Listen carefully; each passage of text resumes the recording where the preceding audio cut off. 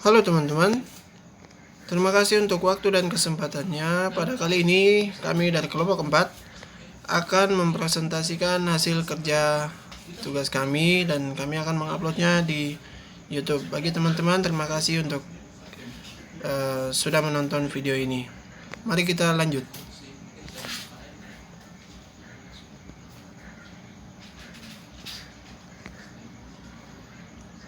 Jadi yang kita akan bahas ini asuhan keperawatan pada agregat dalam komunitas kesehatan wanita dan pria. Penyakit tidak menular. Definisi dari penyakit tidak menular adalah salah satu atau masalah kesehatan dunia dan Indonesia yang sampai saat ini menjadi perhatian dalam dunia kesehatan karena merupakan salah satu penyebab dari kematian. Ini adalah menurut Jense dan Samudra pada tahun 2013.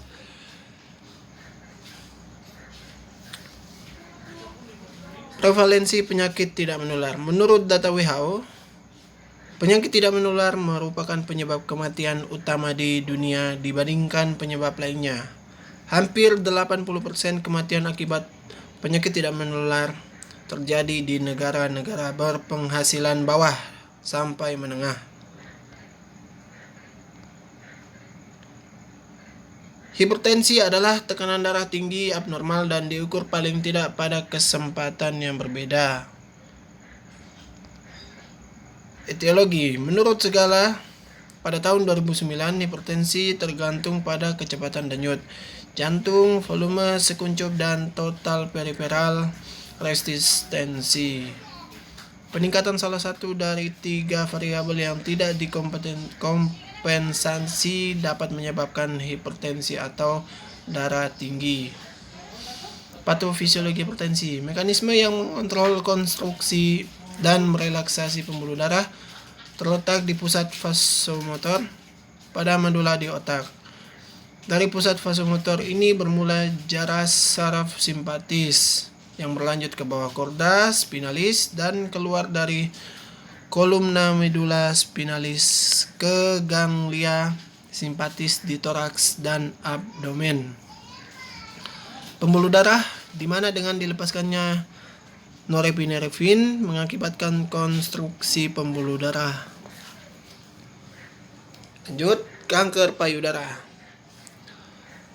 Kanker payudara atau nama lainnya karsinoma mamae merupakan gangguan dalam pertumbuhan sel normal mamae di mana sel abnormal timbul dari sel-sel normal, berkembang biak dan mengfiltrasi jaringan limfe dan pembuluh darah. Kanker payudara adalah pertumbuhan yang tidak normal dari sel-sel jaringan tubuh yang berubah menjadi ganas. Penyebab dari kanker payudara belum dapat ditentukan, tetapi terdapat beberapa faktor risiko yang telah ditetapkan, yaitu lingkungan atau genetik. Kanker payudara memperlihatkan proliferasi keganasan sel epitel yang membatasi duktus atau lobus payudara. Pada awalnya hanya terdapat hiperseliasi sel dengan perkembangan sel-sel apitikal dan kemudian berlanjut menjadi karsinomia in situ dan menginvasi stroma. Kanker membutuhkan waktu 7 tahun untuk tumbuh dari satu sel menjadi massa. Hormon steroid yang dihasilkan ovarium juga berperan dalam pembentukan kanker payudara.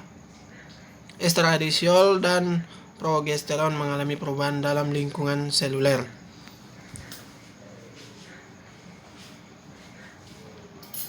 Untuk konsep asuhan keperawatan ada pengkajian. Yang dikaji adalah apakah Anda tinggal di daerah pegunungan atau pantai, bagaimana keadaan di tanah daerah ini, beberapa luas daerah ini, ada berapa wilayah di daerah ini, dan apa saja nama wilayah masing-masing batasnya. Ini menurut geografi, menurut demografi, berapa jumlah kakak, kemudian berapakah jumlah penduduk, bagaimana mobilitas penduduk, apakah daerah ini termasuk daerah yang padat atau tidak. Untuk vital statistik, bagaimana status kelahiran di daerah ini, penyakit apa saja yang banyak terjadi, kemudian penyakit apa saja yang banyak terjadi di daerah ini khususnya pada pria usia dewasa. Apakah dalam 1 bulan ini sudah terdapat banyak warga yang meninggal. kelompok etnis, suku, apa yang dianut masyarakat, kemudian nilai dan keyakinan. Nah, untuk diagnosa keperawatan, gaya hidup menonton berhubungan dengan kurang pengetahuan tentang keuntungan olahraga bagi kesehatan. Perilaku kesehatan cenderung berisiko berhubungan dengan dukungan sosial. Intervensi. Diagnosa 1, gaya hidup menonton berhubungan dengan kurang pengetahuan tentang keuntungan olahraga bagi kesehatan.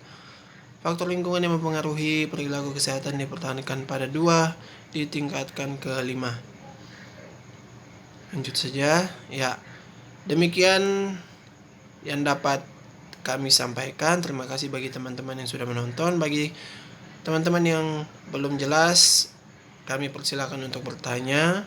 Apabila teman-teman sudah mengerti, kami ucapkan terima kasih. Sekian dari presentasi ini. Wassalamualaikum warahmatullahi wabarakatuh. Salam sejahtera bagi kita semua. Shalom.